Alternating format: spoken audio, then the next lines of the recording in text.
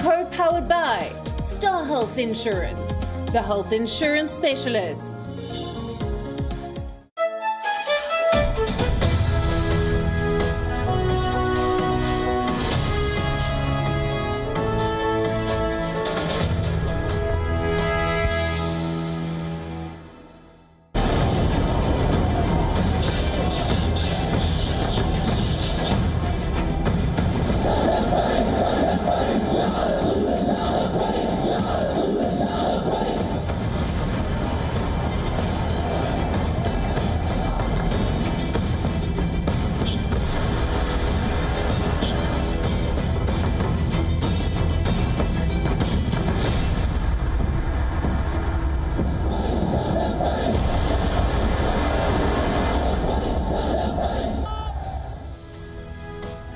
Imran Khan is a worried man. He started off as a crusader against French President Emmanuel Macron, but his campaign against France's crackdown on radical Islam backfired, so much so that Imran Khan has been forced to bow down to Islamists. But in Pakistan, extremists have been systematically mainstreamed, time and again. On Gravitas tonight, we are focusing on Imran Khan's many problems at home and his misplaced priorities. With the Pakistan government bowing down to extremists and giving in to their demands, it is falling deep inside a self-created trap. And the people of Pakistan are paying the price. We decode what it means for the people when hardliners are allowed to take over the driver's seat and steer the country towards chaos. I'm Molly Gambhir, also on the show tonight. After declaring Europe to be an enemy of Islam, Turkish President Recep Tayyip Erdogan has a sudden change of heart. We tell you why in a special report about Erdogan's newfound love for Europe. Did Israeli Prime Minister Benjamin Netanyahu and the Saudi Crown Prince MBS meet? We tell you what's cooking and what lies ahead for the Abraham Accord. The Oxford AstraZeneca vaccine candidate announces its efficacy. How does it work? How much does it cost? And when can you access it? That's coming up on our vaccine tracker tonight. Is tech giant Apple supporting human rights violations in China? A new report says the tech giant is lobbying against a bill to prevent forced labor in China. After cargo handlers were linked to a COVID-19 outbreak in Shanghai, authorities asked all cargo staff to take Wuhan virus tests. The result was a mess. And Interpol now says world leaders need to be wary of COVID-infected letters. We tell you all about the threat of deliberate transmission. But first, as always, Gravitas Global Headlines. Cash-strapped Pakistan has secured $800 million worth of debt-freeze deals from 14 members of the G20, while it was still awaiting ratification by the remaining 6 countries of the grouping, including Saudi Arabia and Japan. 2 people have been killed and several others suffered life-threatening injuries in a stabbing attack at a church near San Jose in California. There were no services going on at the church at the time of the incident, but people without homes had been brought into the church to get them out of the cold. British Prime Minister Boris Johnson has promised that England's coronavirus lockdown will end on December 2nd, but said that local restrictions will remain. The country's finance minister Rishi Sunak has said that Christmas is not going to be normal this year. Hong Kong's pro-democracy activist Joshua Wong is detained after pleading guilty to charges of organizing and enticing an unauthorized assembly near the police headquarters during last year's anti-government protests. Wong faces a maximum 5-year jail term. The sentence will be delivered on December 2nd. Ethiopian Prime Minister Abiy Ahmed has given forces in Tigray a 72-hour ultimatum to surrender before the military begins an offensive on the rebel-held regional capital of Mekelle. This as the Ethiopian army threatened to besiege the city of 500,000, warning civilians to flee. According to reports, India will host the G20 summit in 2023 and not in 2022, with a postponement of 1 year. This will be the first such summit of the grouping in India since its formation after the 2008 financial crisis. Former French President Nicolas Sarkozy, who governed France from 2007 till 2012, goes on trial over corruption charges. Sarkozy is accused of trying to bribe a judge and of influence peddling. After a lengthy safety review, Europe's aviation safety regulator, or EASA, has said that the Boeing 737 MAX is safe to fly after changes to the design of the jet that crashed twice in 5 months in 2018 and 2019, killing 346 people. The EASA expects to clear the aircraft for commercial flights in January 2021. Russia's Daniil Medvedev has been crowned champions of the ATP Tour Finals after beating world number 3 Dominic Thiem. The fourth seed was in trouble after losing the first set and going down 2-0 in the second set tiebreak, but he rallied to win 4-6, 7-6, 6-4 and grab the biggest title of his career. 24-year-old Medvedev is the first player ever to beat each of the world's top 3 ranked players at the year-end championships. Liverpool have moved up to second in the Premier League standings after a clinical 3-0 win over Leicester City. Despite being without several key players, the Reds dominated the match, and an own goal from Johnny Evans, followed by strikes from Diogo Jota and Roberto Firmino, helped them extend their unbeaten streak at Anfield to a club record 64 league games. Liverpool are level on points, with Tottenham at the top of the table, but trailing on goal difference. Poverty, inflation, job loss, the Wuhan virus, a potential economic collapse. These are just some issues that the people of Pakistan are extremely worried about. But the Imran Khan government should be paying its attention to these issues. But what's happening on the ground is a completely different story. The radicals have hijacked Pakistan's political agenda. Take a look at this. Crowds as far as the eye can see.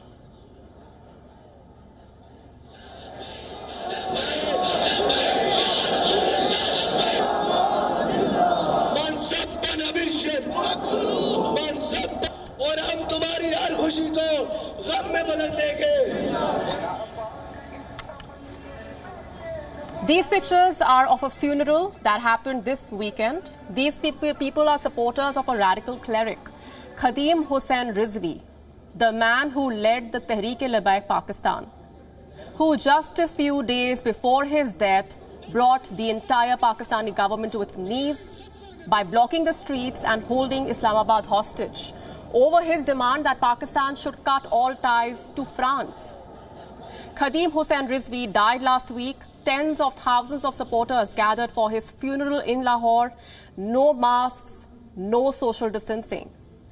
In April, when Pakistan imposed lockdown measures, the Imran Khan government had issued specific orders for religious clerics.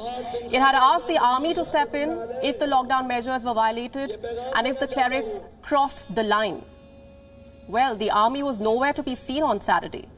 There was no one stopping the hardliners as they showed utter disregard for the rules. A second and more lethal wave of the virus is currently engulfing Pakistan. The Pakistani government has banned big events and meetings. Allegedly, it is not allowing the opposition to hold rallies over the risk of the spread of infection.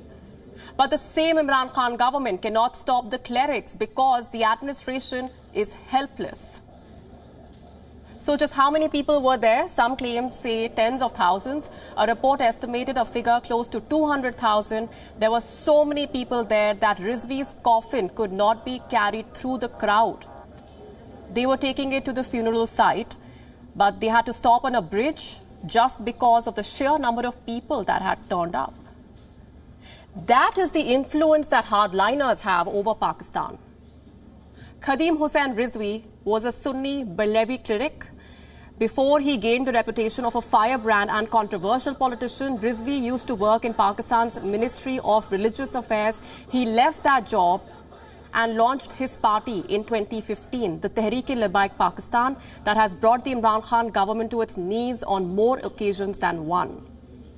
Rizvi built his name over another man, Mumtaz Qadri, a guard who killed Salman Taseer, the governor of Punjab, who wanted to reform the blasphemy laws of the country. So in the eyes of the Pakistani state, Qadri was a convicted killer. But for Rizvi, he became a source of inspiration to galvanize the crowds. He called Mumtaz Qadri a hero and began a campaign making blasphemy the central issue. Rizvi and his supporters have held Pakistan hostage as many as 3 times. First, with the Faizabad sit-in against the Nawaz Sharif government in 2017. You may remember this. This was the same protest that ended with the Pakistani general distributing cash to the protesters. This is Major General Azhar Naveed Hayat. He was handing out envelopes containing 1,000 Pakistani rupee notes, a gift for the supporters of this radical. The Tehreek-e-Labaik returned to the streets in 2018 when Asia Bibi was acquitted from the blasphemy charges. Rizvi and his supporters practically held the entire country hostage. The Pakistani government was forced to delay Asia Bibi's release. Asia Bibi and her family had to leave Pakistan because the hardliners had called for her death.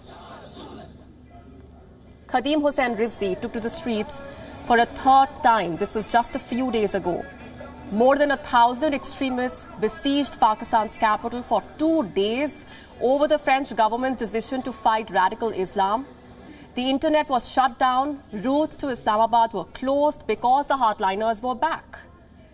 Rizvi managed to extract key concessions in exchange for ending the protests. This included the promise to evict the French ambassador from Pakistan. When in opposition, Imran Khan had supported the sit-ins by Rizvi and his supporters, and now the hardliners have taken over Pakistan. And how? They are dictating the policies of the Pakistani government, setting its agenda. And Imran Khan seems to be singing to their tunes. Khadim Rizvi is dead. But his death does not mean an end to extremism in Pakistan. Hardliners now have deep tentacles inside the country and its policies. They may have failed to make a dent in the last election, but these groups do have the power to influence the outcome. Our next report tells you more. बात करें, हाँ जी, वो भी 295 पर ईसाइयों को बुलाकर भी 295 पर वो बात करें. बताओ ईसाइयों. He was one of Pakistan's most controversial clerics. But within a year of creating his political party, Khadim Hussain Rizvi was a national figure. The massive support base allowed the Tehreek-e-Labaik Pakistan to jump into the political fray. The party contested the 2018 election. They lost on all 566 contested seats. But it wasn't a complete disaster. The Tehreek-e-Labaik did enough to harm the big players. It won 2.2 million votes, emerging as the 5th largest party by votes. On 13 seats, the hardliners got enough votes to ensure a loss for the Pakistan Muslim League Nawaz. That's how a far-right party made space for itself in the mainstream politics of Pakistan. In 2018, the Tehreek-e-Labaik won 3 seats in the Provisional Assembly of Sindh by projecting itself as the guardian of Prophet Muhammad's honor. Pakistan has more such self-appointed guardians, like Hafiz Saeed, the mastermind of the 26/11 terrorist attacks. When his party, the Milli Muslim League's registration was rejected, Pakistani authorities bent the rules. Hafiz Saeed was allowed to field candidates through a dormant political entity, the Allahu Akbar Tehreek. More than 260 candidates contested under this banner. They all lost. But a door was opened for Hafiz Saeed to enter Pakistan's mainstream politics. The same loopholes were used to field more hardliners, like the members of the Ahle Sunnat wal Jamaat, a banned anti-Shia sectarian organization. The group's head, Ahmad Ludhianvi, was given a license to participate. His assets were unfrozen, travel restrictions were removed. Just like Hafiz Saeed's candidates, the Ahle Sunnat wal Jamaat fielded its terrorists under a new platform, the Pakistan Rah-e-Haq Party. In the 2018 election, religious parties fielded more than 1,500 candidates in Pakistan, a major spike from just a few hundred in 2013. It is believed that the plan to mainstream hardliners was pushed by Pakistan's military. The army's alleged scheme of political engineering helped radicals gain political space, develop followers, and create a dedicated vote bank. They don't have representatives in Pakistan's National Assembly yet, but the hardliners don't need a seat in the parliament to influence the decisions made in Islamabad. They are getting their way from the streets of Pakistan. Bureau Report, WION World is One. In 2018, Imran Khan promised a Naya Pakistan or a new Pakistan, one that will create 10 million jobs, build an Islamic welfare state, restore Pakistan's tattered image abroad. What happened to these promises when Imran Khan took office? He first gave in to the whims and fancies of the Pakistani military. He was then accused of being a puppet in the hands of the Chinese government. The promised Islamic welfare state was never built, but just when you thought things could not get any worse, the Imran Khan government decided to bow down to Pakistan's religious extremists. We have told you on this show how Imran Khan's proximity to the military and China backfired.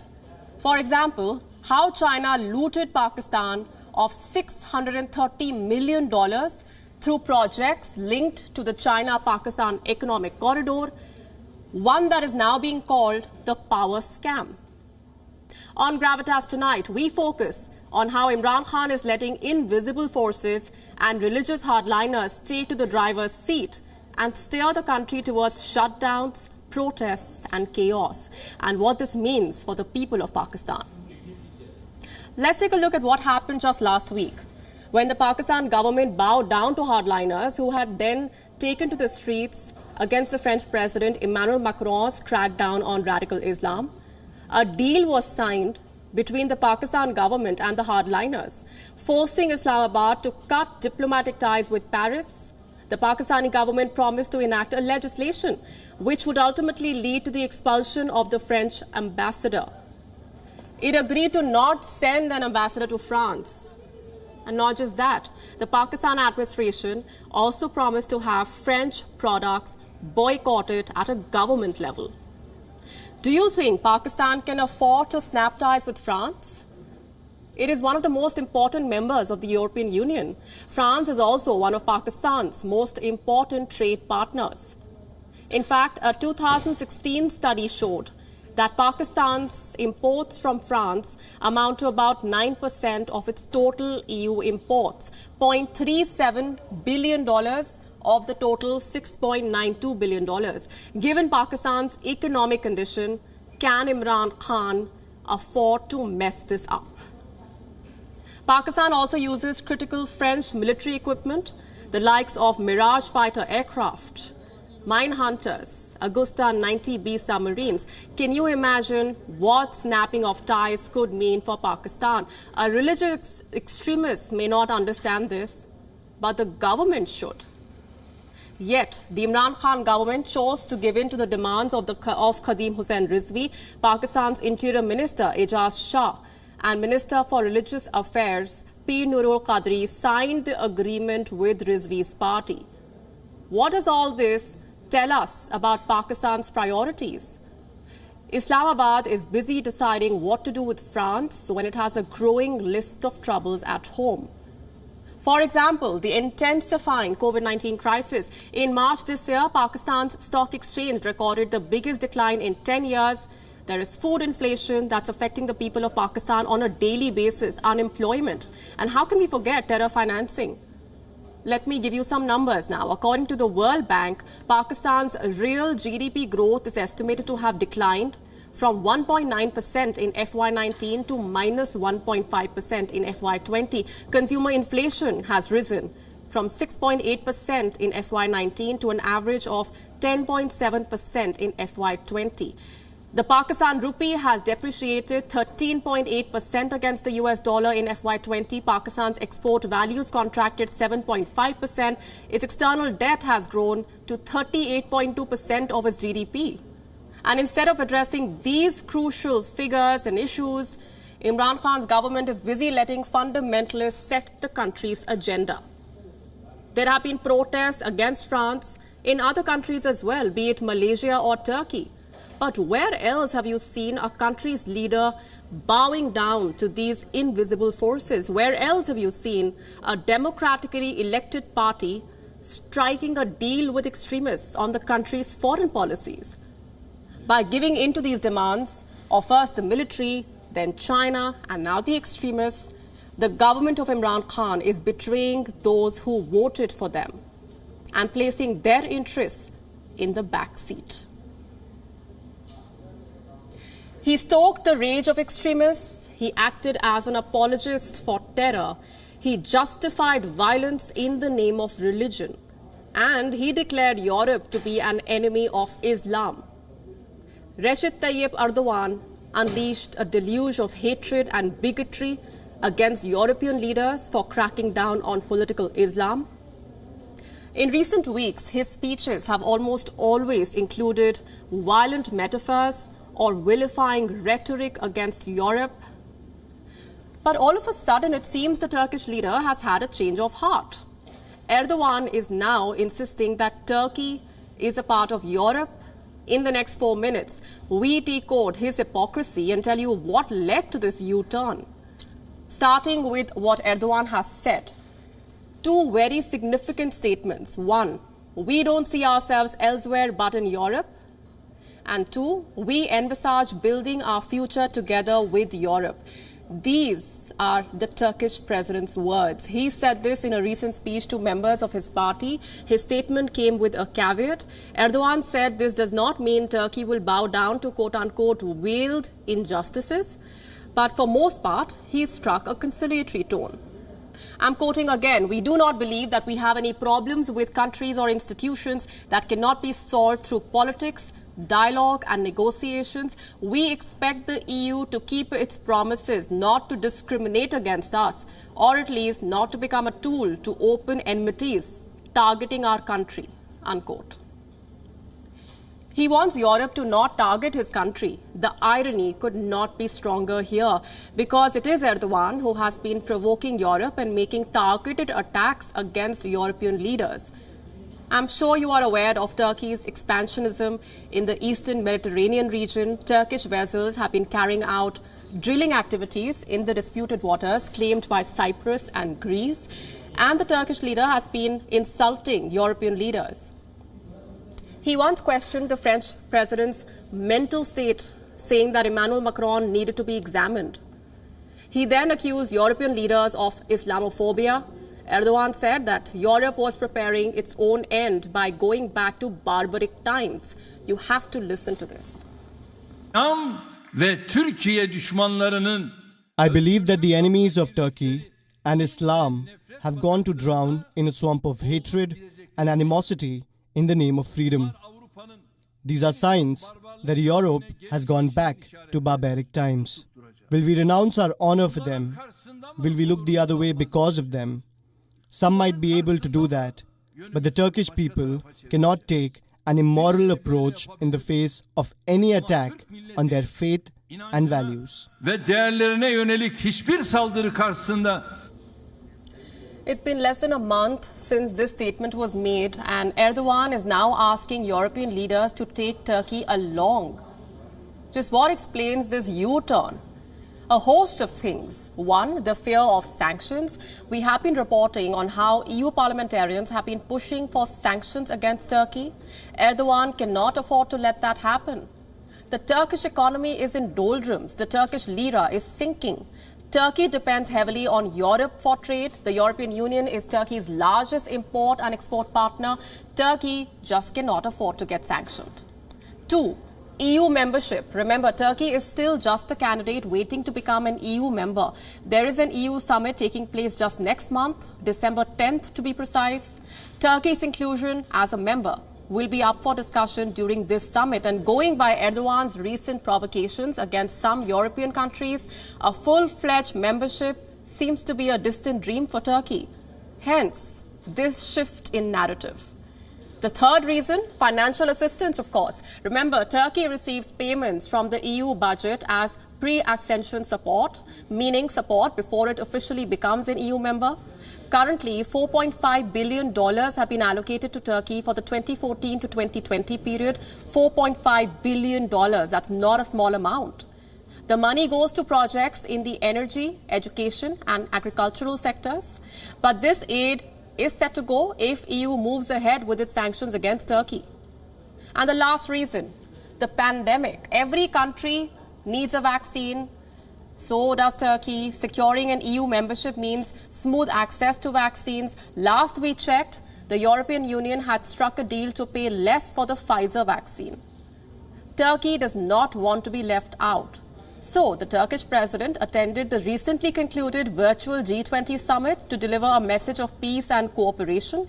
With European leaders listening, Erdogan said this pandemic had increased the responsibility and importance of the G20. I'll leave you with this.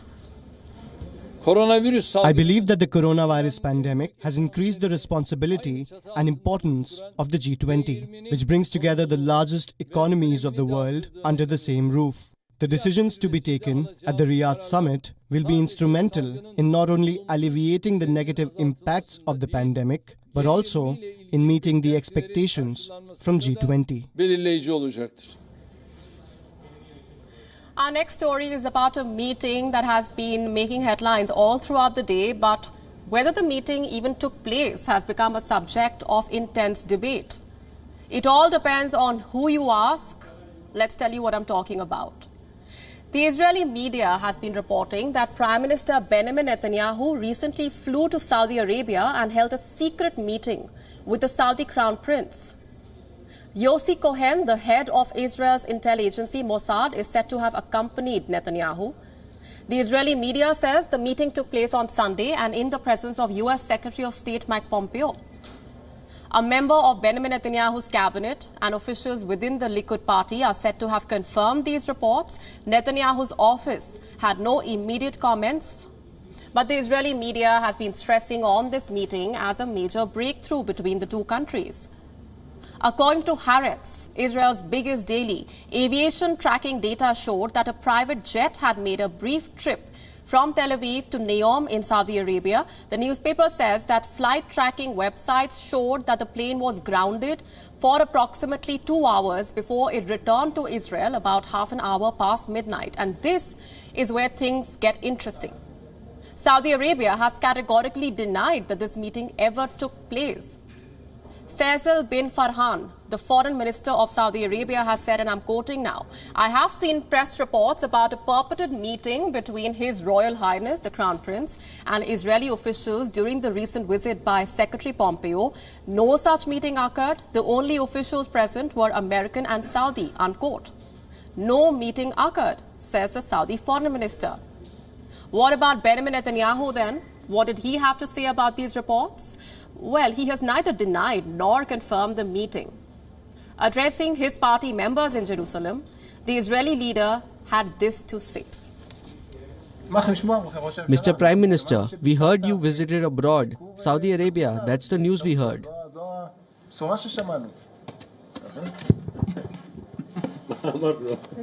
Are you serious?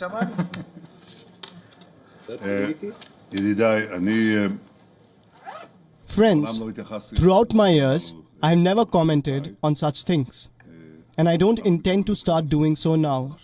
I can only tell you that really, throughout my years as the Prime Minister, I did not save any effort to strengthen the state of Israel and to expand the circle of peace. And thank God, we have managed to do it with our neighbors, with the Emirates, with Bahrain, with Sudan, and I hope this circle will always expand.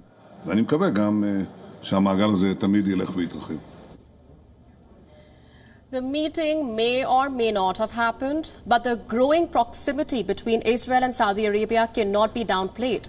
Allow me to explain this. In September this year, the UAE and Israel signed a peace deal, and Israeli aircraft flew over to Abu Dhabi as a peace gesture. Saudi Arabia, the giant neighbor of UAE, kept its peace gestures to aviation rights. It allowed the flight to pass over its airspace. This was a historic decision. Up until then, Israeli flights had to avoid Saudi airspace. And then in October, the US president was asked if he expects Riyadh to establish diplomatic ties with the UAE. He promised that Saudi Arabia will do so at the right time. He said the world will see something special very soon. And now we have the Israeli media claiming that Benjamin Netanyahu flew to Saudi Arabia to meet Crown Prince MBS. Saudi Arabia may have denied that the meeting occurred, but Benjamin Netanyahu's silence on this issue is only adding to the mystery. Is Apple tacitly supporting human rights violations in China? A report has come out. It says the tech giant is lobbying against a bill to prevent forced labor in China.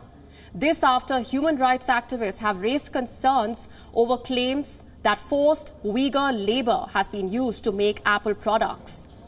Our next report gets you more details. It was just a few months ago when Apple announced its human rights policy. The tech giant put in place a supplier code of conduct with specific clauses on human rights and trafficking. If one reads through this document, it leaves the impression that Apple cares about human rights, but this report paints a very different picture.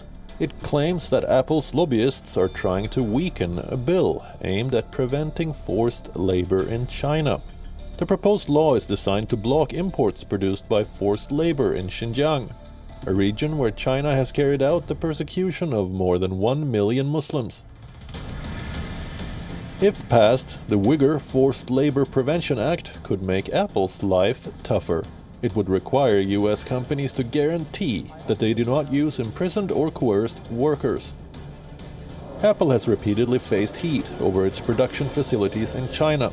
The latest allegation came in March when a think tank published this report. It found 4 instances of forced labor being used in Apple's supply chain.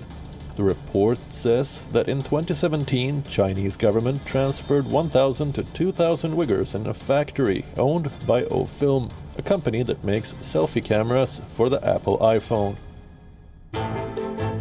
Apple is not the only company to face such an accusation.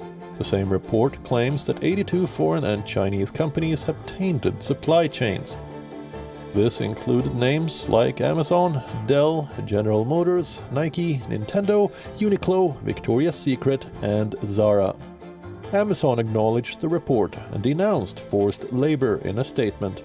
General Motors investigated the allegations and ended its relationship with the supplier in question. Apple too has faced the heat to do more. Last year, an NGO called China Labor Watch published a report. It claimed that there were a string of labor rights violations at a Foxconn factory in Jiangsu. Foxconn is one of the main suppliers of Apple. It was accused of withholding bonus payments, rolling back safety training, and employing more temporary workers than what China's laws allow. Apple denied most of the allegations, but accepted that it did exceed the limits on contract workers. Apple CEO Tim Cook had once said, "Businesses should step up and lead on human rights." It's time for Apple to walk the talk. Bureau Report, WION. World is one.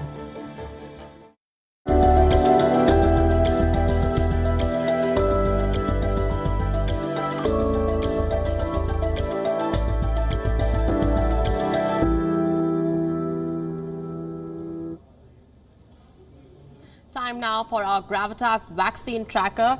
There is a lot of buzz around the Oxford AstraZeneca vaccine. The efficacy results were announced today. In India, it is being called Covishield, and experts say this vaccine could be a crucial milestone in the fight against the Wuhan virus. There are a lot of questions that emerge now. Who has developed this vaccine? How does it work? How effective is it? How much does it cost? And when can you and I access it? We try and answer these questions in the next 5 minutes. Starting with the vaccine, who has developed it? AstraZeneca, a Swedish-British multinational pharmaceutical company. They have developed the vaccine along with the University of Oxford. The work is said to have started months ago. The Jenner Institute at the University of Oxford have reportedly been working on it ever since the 2014 Ebola outbreak. The researchers feared another epidemic was only waiting to happen.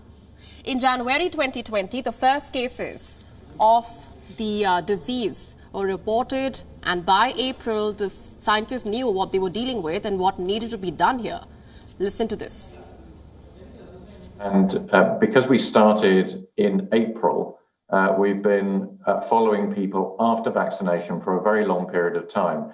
And with so many people, it's difficult to think of a good way of expressing this, or the amount of follow-up there's been. But if you just add all of those months together of follow-up that we have, we're now at about 6,000 years of follow-up, if you were to include all of the people. So it's a huge amount of data.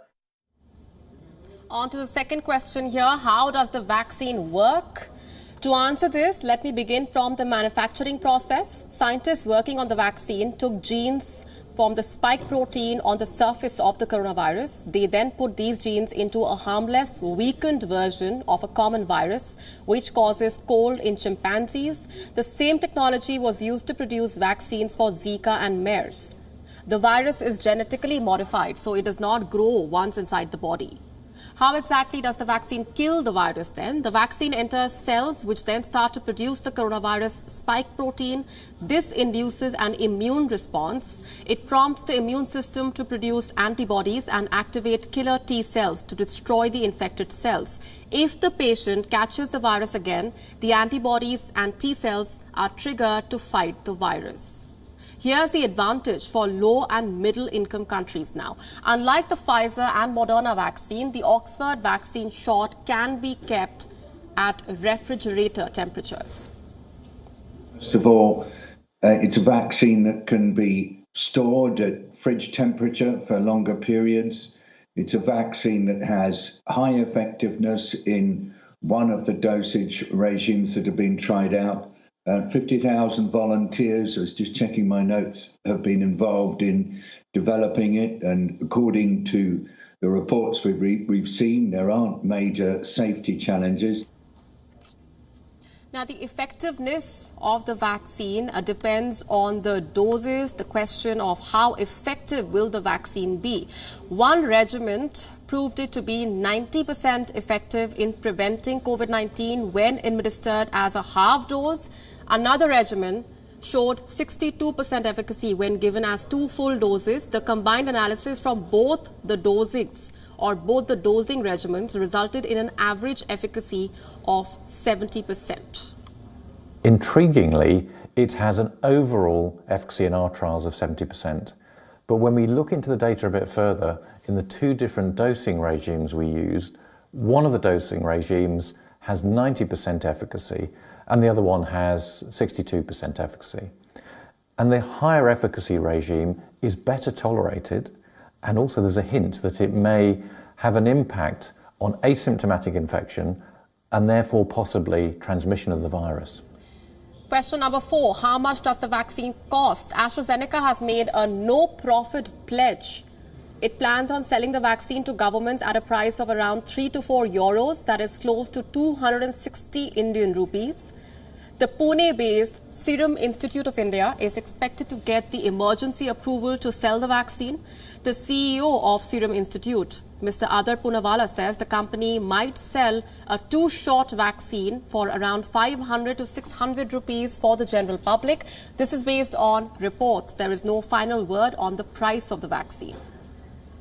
The next question, when can you access the vaccine? The CEO of AstraZeneca, Pascal Soriot, says that large-scale vaccination could happen by the end of this year, but it all depends on whether full trial results support the optimism from the early findings and if the developers can satisfy global regulators. So when exactly can India expect the vaccine then? Reports say that India might get its first lot of this vaccine by the end of January and early February next year. That is barely 2 months from now. The Serum Institute of India has said that it will focus on supplying the vaccine to Indians before distributing it in other countries. We will be tracking these developments very closely. And while we are busy tracking the vaccine updates, here's one thing we cannot forget. The threat from the Wuhan virus is far from over. Our next report gives you 2 reasons why we absolutely cannot afford to let our guards down. First, the virus may be spreading from sectors where we least imagined. And second, there are people who may be trying to deliberately contaminate you. Take a look. There are no cars in the parking zone of the Shanghai Pudong International Airport. Only a growing line of people in PPE kits waiting for their turn to be tested for the Wuhan virus. These are all airport workers. Over the weekend, Shanghai's biggest international airport was caught in chaos. At least 7 cargo handlers were linked to a COVID outbreak in the city. So in order to contain the cluster, authorities asked all cargo staff to take Wuhan virus tests. But no provisions were made for social distancing. The result looked something like this. And it did not go unnoticed by social media. An admission from the Shanghai authorities made matters worse. None of them wore masks when they were doing the cleaning work. At least 17,719 samples were collected as of November 23rd. Of them, 11,544 samples were tested. The results were all negative. Aviation data provider VeriFlight claimed that at least 40% of flights from Shanghai were cancelled. The Shanghai episode has cast a shadow over the already ravaged aviation industry. Here's what else will now be viewed with added caution. Letters. Interpol has warned that world leaders could become targets of COVID-contaminated letters. On the 17th of November, Interpol issued the latest guidelines for law enforcement. The police organization flagged 3 risks. First, of individuals spitting and coughing in the faces of law enforcement officers, health practitioners and essential workers in order to intimidate them. Second, attempts to deliberately contaminate surfaces and objects. And third, contaminated letters targeting political figures. Interpol added that infected individuals may deliberately move from affected areas to non-affected areas. With individuals trying to take advantage of a health crisis, deliberate contamination is the latest threat. There is a greater need now to stay alert, to stay safe. Bureau Report, WION World is One. It has been 20 days since the US presidential election and over 2 weeks since Joe Biden was declared the president-elect. But US President Donald Trump is still not ready to concede. Some say he may not concede till Biden's inauguration day, that is the 20th of January 2021. What happens to the online transition? What happens to the White House social media accounts if Trump does not accept defeat? Will Trump's team retain control of the POTUS handle? Can Melania Trump's office refuse to transfer the handle of the floaters? Our next report gets you the answers. US President Donald Trump's Twitter handle is one of the most crucial organs of his administration. Over the last 4 years, this page, @RealDonaldTrump, replaced the White House press office on way too many occasions. Important policy announcements were made here. Officials were fired on Twitter. The president's handle was also at the center of numerous conspiracy theories and pushed forward lies and fake news, including this one, where Donald Trump claimed he won the 2020 presidential race. Twitter has flagged multiple Trump tweets during election season with a label announcing that Trump's election fraud claims are disputed, or multiple sources call the elections differently. But none of these claims could be taken down because Trump's handle enjoys special privileges and his tweets are immune to takedowns. But come 20th of January, Trump will no longer be a government official, and his Twitter handle will lose all the special privileges, meaning he could be banned for spreading misinformation. Trump's tweets will not just be flagged, but taken off the platform. Twitter will bring Trump's handle at par with that of any other user. While Trump may be blocking Joe Biden's transition process, social media platforms are preparing for a White House transition. So come 20th of January 2021, Twitter will transfer the presidential House accounts to America's president-elect, Joe Biden. The Trump administration will lose control of the handles for the White House, the POTUS and the FLOTUS. The social media platform said it is actively preparing to support the transition of White House institutional accounts. And Twitter is not alone. Facebook too is preparing for account transitions, as is Instagram. And all of these accounts will be transferred to Joe Biden's team, irrespective of whether Trump decides to concede or decides against it. Bureau Report, WION. World is One. Remember the viral ALS Ice Bucket Challenge? It was a rage online. One of the co-founders, Pat Quinn, has now passed away at the age of 37. Quinn himself was diagnosed with ALS in 2013 and was battling the disease since then. Take a look.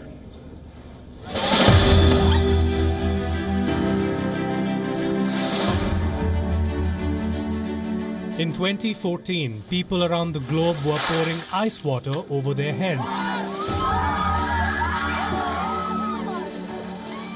The Ice Bucket Challenge, which went viral on social media, was designed to raise awareness for ALS, a condition in which parts of the nervous system become damaged, causing progressive muscle weakness. Quinn was 30 when he was diagnosed with ALS in March 2013. Following his diagnosis, he established a group of supporters, Quinn for the Win, to raise awareness and funds for the fight against the disease. Quinn then helped create the Ice Bucket Challenge, a multi-million-dollar movement to help find a cure for ALS. To participate in the challenge, people dumped a bucket of ice-cold water over their heads and then challenged a friend to either do the same or donate money to the ALS Association. The challenge drew high-profile participants, including President Donald Trump, former President George W. Bush, Oprah Winfrey, Lady Gaga, Bill Gates, LeBron James, and the list goes on. With 17 million people participating, the viral challenge helped raise over $220 million in donations for ALS research. While Quinn did not start the challenge, the 37-year-old has often been credited with helping popularize what is now known as the greatest social media campaign in history. Bureau Report, WION, World is One. With that, it's a wrap on this edition of Gravitas, leaving you with Gravitas images. Thanks for watching.